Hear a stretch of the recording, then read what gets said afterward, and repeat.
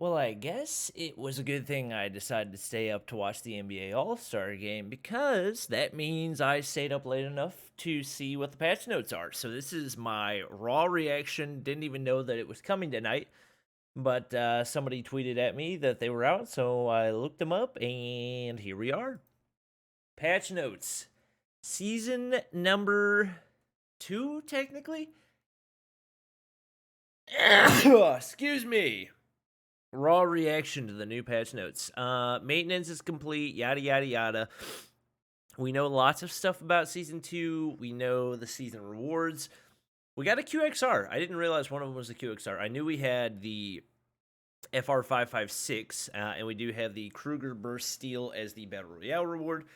Obviously, we do have the SPR coming later in the season, but that's not going to be the initial added gun.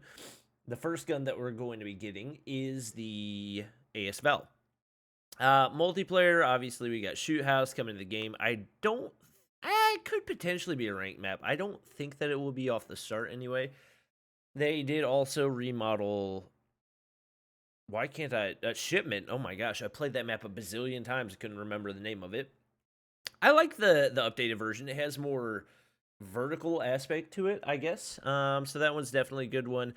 Sniper mode shootout, not anything I'm probably going to play a whole lot. Outline of the design, recently acquired items, yada, yada, yada. They added a new tank mode, which we did try out in the Chinese version of the game, but personally, I don't think it's anything that I or most other people are really going to play a whole lot, given that tanks are just a very low skill vehicle, and they definitely tend to benefit people that don't have any gun skill. I'm not a huge fan of it. Obviously, the majority of things that we're going to be looking for are the actual balance changes. I'm trying to zoom in, and it's not letting me. Hello? Plus, plus. Here we go. Okay. Okay. Wait. Don't want to spoil too much. Don't want to spoil too much. Okay. Wait. This says weapon list update. Oh, those are battle royale changes, I think. Wait, did I skip a bunch? No. Okay, okay. This is like what the ground loot for battle royale is. So you guys can look at that if you want to. That's not going to impact me a whole lot. Here we go. Here we go. This is what I'm excited for. Balance changes for multiplayer. This is what I'm here for. Increase vertical recoil control of the OWC barrel attachment for the MSMC. OWC sure. I don't know if that's a barrel or a muzzle attachment, so we'll have to see. I'm assuming aiming shot time is ADS time. Reduction for the YKM combat stock for the S36. So it looks like LMGs overall are getting a buff to that attachment specifically. The negative effect of the OWC barrel attachment for the HBR has been reduced. OWC designated shooter rifle barrel. I wonder if that's a specific barrel attachment or if all of those are referring to the OWC compensator, which is the one that immediately comes to mind for me. Big nerf to the DLQ. The DLQ's damage increases to 90 and wall penetration damage increases.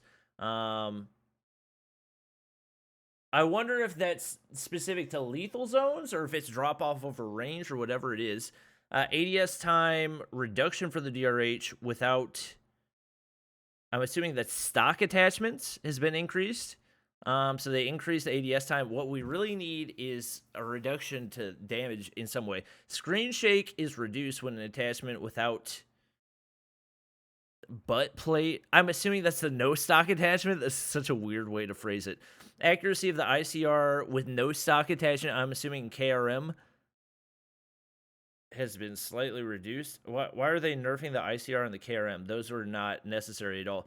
Screen shake slightly increases when an attachment without butt plate ASM 10. So it's a slight nerf to the ASM 10, but not anything that's going to really impact it.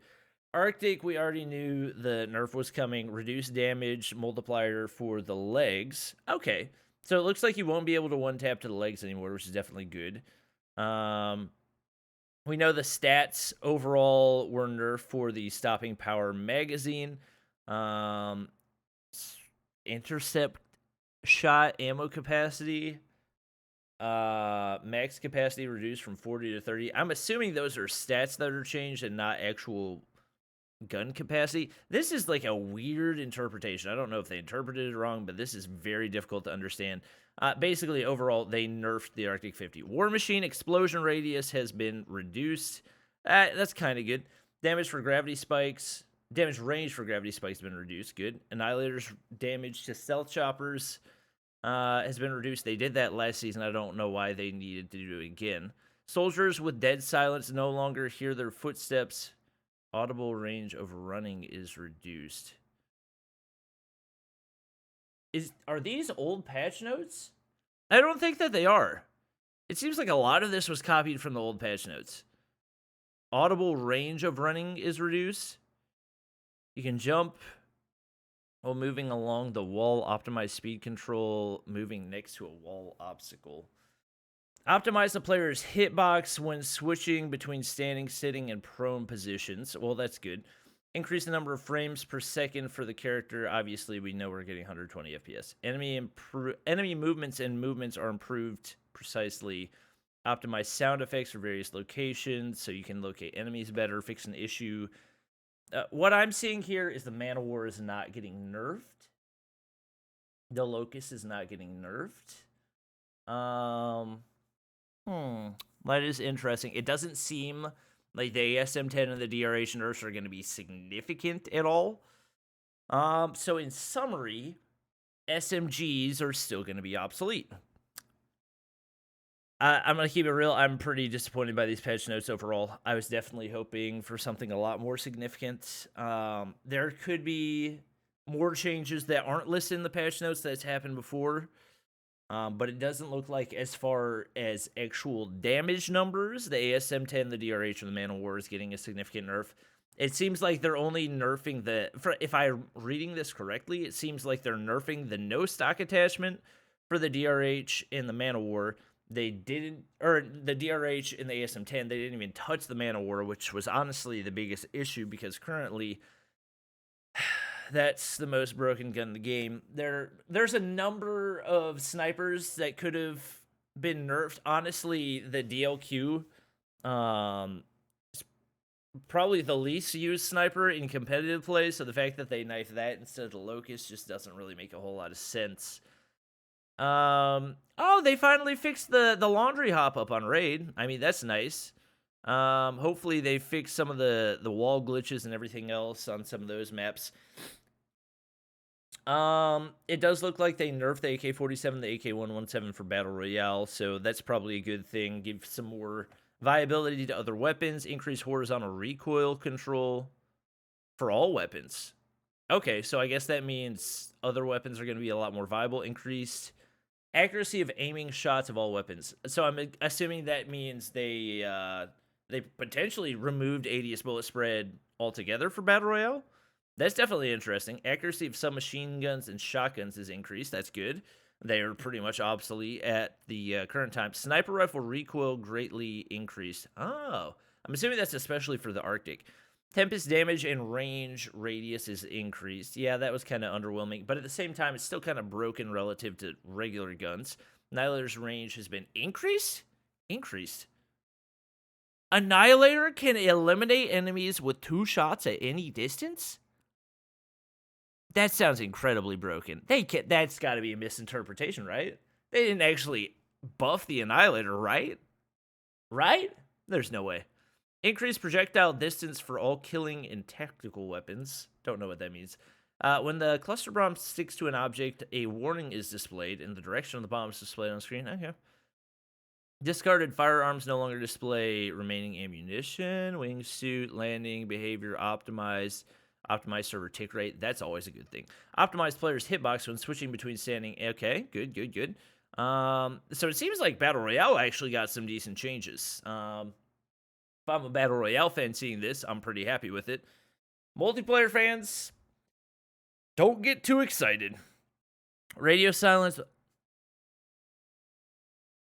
Score streak items. I'm not seeing anything super significant. This is mainly like mode optimization. New scoring rule called continuous control has been added to the main base as soldiers who continue to occupy key points receive additional points. Oh, so you get more points for playing OBJ.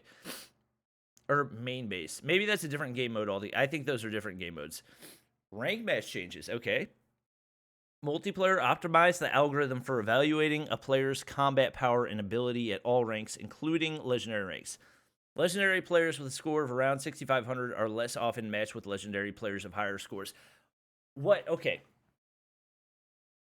Why not just add new ranks? Because there's no reason to play the game after 6,500 points. So if I'm going to get matched with players that are above 6,500, oh, this is so tilting. Why not just add new ranks? Oh my gosh. Oh, that's so tilting. Okay. Well, as of right now, I'm not very excited for Season 2.